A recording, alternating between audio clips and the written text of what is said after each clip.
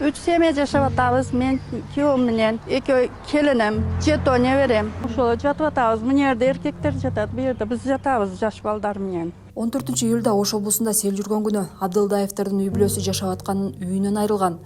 Сел суусу алардын 8 бөлмөлүү үйүн каптап жашоого жараксыз кылып койгон. Учурда 13 кишиден турган үй бүлө өзгөчө кырдаалдар министрлиги тарабынан берилген чатырда баш калкаганга аргасыз. Биз бардыгыбызды ташкары түрдүк. Экинчи күнү МЧСтен, Кыргыз МЧСтен келип туруп, биз жашаш үчүн палатка тигип берди. Азыр ошо үй бүлөбүз менен палаткада жашап атабыз. Неберелерим, келинлерим бардыгы өзүм билем. Endi hozir qarindoshlar olib kelib berdi, mana qilib bir qatordan ashularda yotibmiz. Ashula qilib o'tirib ustimizga yopgan bittadan adyal olib kelib berishdi. Bittadan to'shay solib yotyapmiz hozir. Shu mahallaga qarindoshlardan kelyapti, nompon, bir narsalar ashlar deb o'tiribmiz. Абдылдаевдердин үйүнө өзгөчө кырдаалдар министрлиги жашоого жараксыз деп тапты. Андыктан үй бүлө аны толугу менен бузуп алып салганга мажбур. Бактыга жараша үй камсыздандырылган экен. Балким ордун тургузууга мүмкүн болот. Бийлик да үй бүлөгө жардам берүүнү убадалаган, бирок ал кандай түрдөгү жана кандай көлөмдөгү жардам экени так белгисиз. Азырынча Абдылдаевдер комиссиянын жана камсыздандыруучу компаниянын чечимин күтүп, убактылуу чатырда баш калкалап жатышат. Sharoit yo'q, ovqat qilgani ham narsa yo'q, ana qilib o'choq qilib oldik o'zimizga. Mana qo'shnilar berdi. Mana shunda ovqat qilyapmiz. Bizga endi mana shu uyimizda bo'lsa bo'ldi, qolgan narsani Alloh beradi. Xudo xohlasa.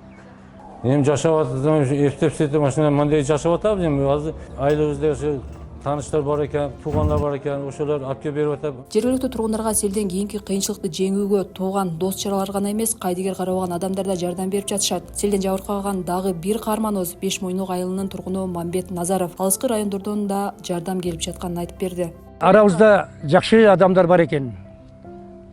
Эртеси күнү мага эртең менен бирөө одеял менен төшөк алып келип, бизге таштап айтпай кетиптир.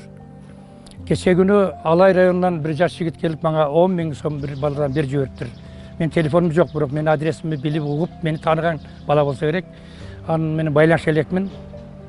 10 000 сом акчаны бир баладан жөнөтүп, акча алып келип бериптир. Көрдүңүздөрбү кандай сон. Мына бүгүн Эрлан деген жигит дагы мага учурап калып, аке ушундай кырсык болуптур деп азыр 10 000 сом акча берди. Жакшы адамдардын коомдо бар экенине мен ишендим. Сел Назаровдун үйүнүн ичиндеги мүлкү менен кошо жууп кеткен. Азыр үйдүн ордуна тегиз эле жер калган. Мындай жоготууга карабастан ал аман калганына сүйүнөт. Учурда ал баласынын үйүндө жашап жатат. Баласынын үйү дагы жабыркаган, бирок жашоого жарактуу. Бүгүнкү ушу селдин кесепетинен менин үйүм толук талкаланып, тешип өтүп кетти. Эч нерсе калган жок.